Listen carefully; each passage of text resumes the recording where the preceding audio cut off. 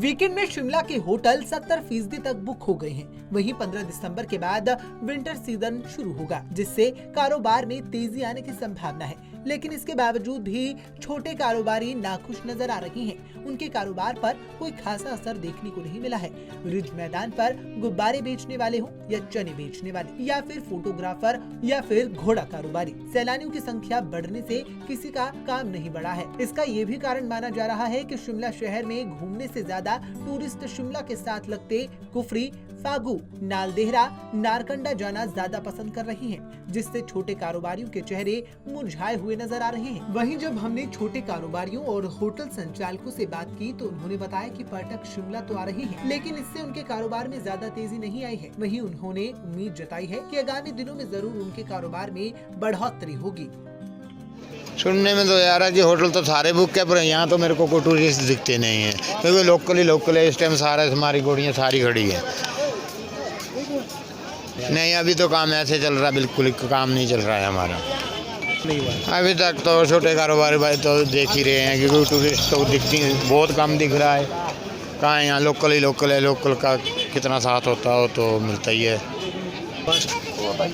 नहीं, बढ़ेगा काम तो ऐसे जैसे बड़े दिन आएंगे तो उसके दौरान हमारा काम अच्छा होता है। 25 और 31 के बीच में नहीं जी, इससे भी कम था। अब तो कुछ थोड़ा स्कूल के बच्चों की वजह से चल पड़ता माड़ा मोटा, बाकी वैसे पिछले महीने इस महीने बहुत कम काम था। हाँ जी, फिलहाल हमारे को तो ऐसे लग रहा है टूरिस्ट तो बिल्कुल ही कम दिख रहा है। ऐसे 1 रुपये में बच्चे वैसे दिख रहा है। 46 वर्षों से शिमला के ऐतिहासिक रिज मैदान पर महात्मा गांधी स्टैचू के पास पेड़ के नीचे मैं अपनी आजीविका कमा रहा हूँ। मैं नमकीन बेचता हूँ। मेरे पास चना है, मिक्स है, मूंगफली है और पोटैटो चिप्स हैं। तो लोग टूरिस्ट आता है, लोकल आते हैं मेरे पास, खाते हैं और चले जाते हैं। देखिए, गर्मियों में तो अच्छा टूरिस्ट यहाँ आता है, लेकिन आजकल का जो समय है, इस समय में टूरिस्ट बहुत कम है। सैलानी वीकेंड पे यहाँ आते हैं, सैटरडे संडे को, और मंडे को वापस हो जाते हैं। तो सैटरडे संडे को तो टूरिस्ट होता है, लेकिन आम जो 5 दिन बीच में हैं, इनमें टूरिस्ट बहुत कम होता है। हमारा तो काम कम ही रहता है। फोटोग्राफी का तो आपको पता ही है, काम तो ख़त्म हो चुका है। पर यह है कि जैसे शिमला में होटल्स वगैरह है, उनकी काफ़ी सारी बुकिंग हो चुकी है। शायद इसी को देखते हुए ये चीज़ बोलते हैं, बाकी हमारा तो उतना है नहीं। हमारा कोई काम नहीं बढ़ा। जैसे कुफरी वगैरह जाते हैं टूरिस्ट, या होटलों वगैरह में रहता है। बाहर तो कम ही रहता है आजकल, आपको पता ही है। दिन में बहुत ज़्यादा धूप होती है, शाम को बहुत ज़्यादा ठंड होती है। टूरिस्ट तो है, हम मानते हैं, पर हमारा काम इतना नहीं है जितना लोग कहते हैं। होटलों की बुकिंग को देखते हुए लोग कहते हो गए, वो अलग बात है। मौसम बहुत बढ़िया है शिमला का और पूरे हिमाचल का।